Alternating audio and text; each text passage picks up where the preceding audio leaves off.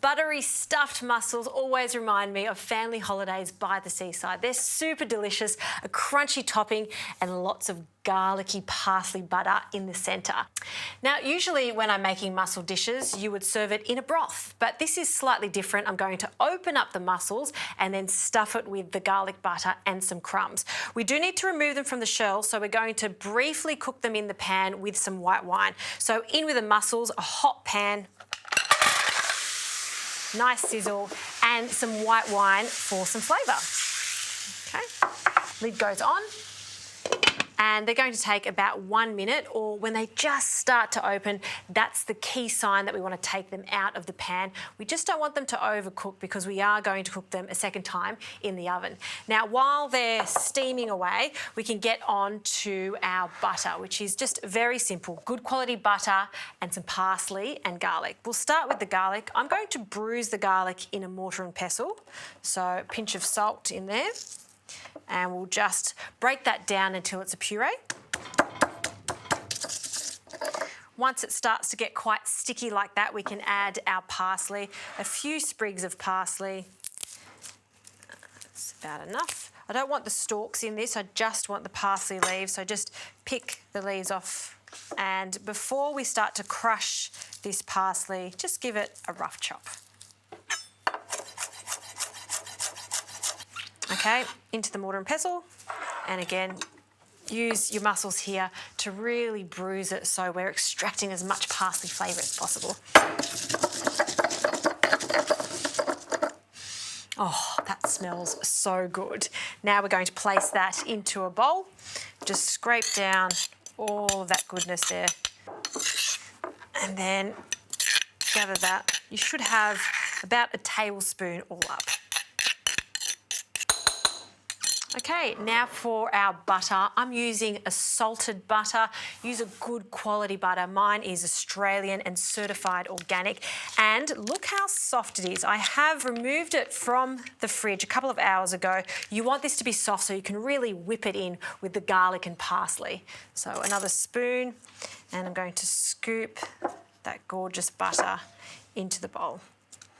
A little more. And I'll just put the rest of this butter to the side because we will use that for our breadcrumbs.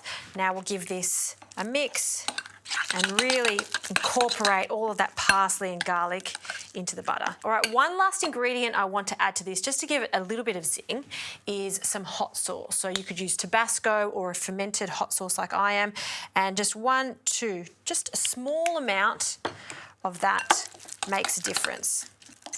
Right, butter is done. Let's take a look at our mussels. Ah, beautiful. See how they've just opened up? I've turned the heat off.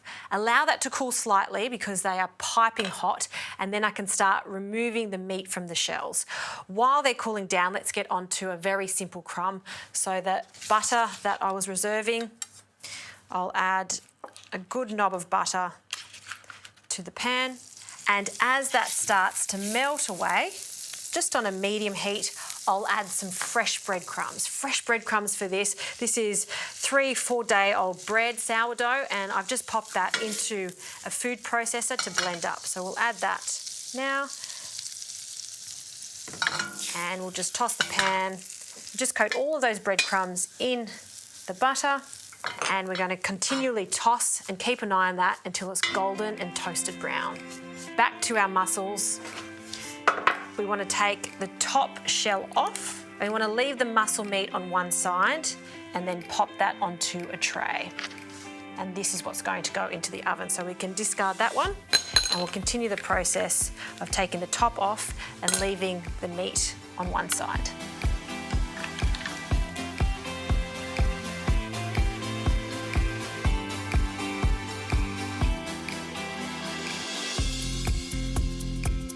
All right, the breadcrumbs are ready to go. So all we need to do now is melt the butter on our mussels. So just a small amount of butter goes straight onto the mussel meat, just like that.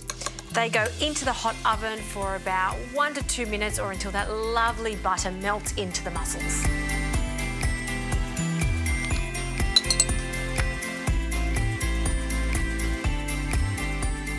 We'll have a look at these mussels. Look at the butter that's melted. I can smell the garlic and the parsley, so good.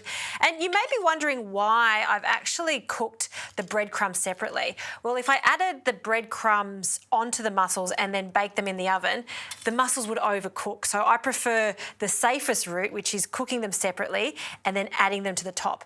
It also means that they're extra crunchy. So we'll just sprinkle just a little bit of the breadcrumbs. It's all about the texture. So you've got that soft, plump meat of the mussel.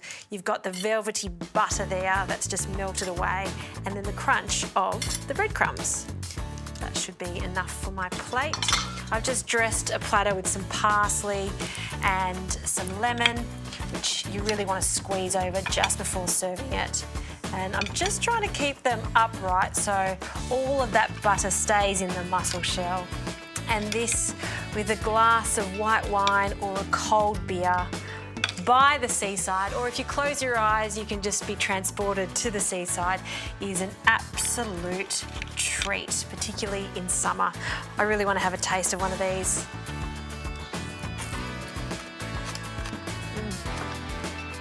The taste of the sea, just stunning. And that salty butter just really elevates a simple mussel. I love this, give it a go.